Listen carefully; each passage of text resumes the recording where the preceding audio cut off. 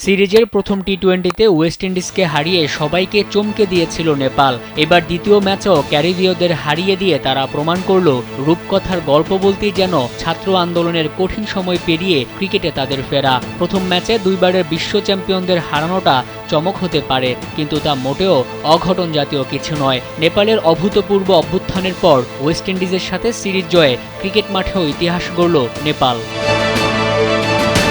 সিরিজের প্রথম ম্যাচ জিতে আত্মবিশ্বাসী নেপাল দ্বিতীয় ম্যাচে প্রথমে ব্যাট করে ওপেনার আসিফ শেখের ৪৭ বলে ৬৮ ও সন্দীপ জোড়ার ৩৯ বলে ৬৩ রানের ইনিংসে ১৭৩ রানের সংগ্রহ পায়। ওয়ালটন এখন দেশের সীমানা পেরিয়ে পৌঁছে গিয়েছে ৫০টিরও বেশি দেশে।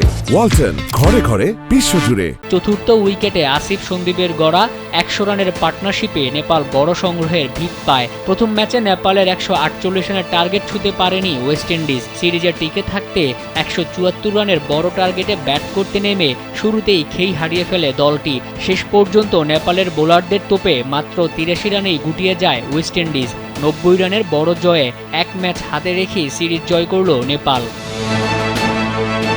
ওয়েস্ট ইন্ডিজের ব্যাটিং মানেই তো পাওয়ার হিটিং, কিন্তু নেপালের বোলারদের সামনে যেন ব্যাট তুলে দাঁড়াতেই পারছে না ওয়েস্ট ইন্ডিজের ব্যাটাররা। দ্বিতীয় ম্যাচে কায়াল মায়ার্স, কেসি কার্টিদের আসা যাওয়ার মিছিল দেখলে মনে হবে ক্রিকেটটাই খেলতে ভুলে গেছে ওয়েস্ট ইন্ডিজ। নেপালের টানা ২ ম্যাচে দাপুটে জয়ে এবার ওয়েস্ট ইন্ডিজকে হোয়াইট ওয়াশের স্বপ্নেই বিভোর হচ্ছে হিমালয়ের দেশটির সমর্থকরা। নেপালের এমন ইতিহাস বিশ্বকে জানান দেয়া, এমন রূপকথা চলছে, চলবেই।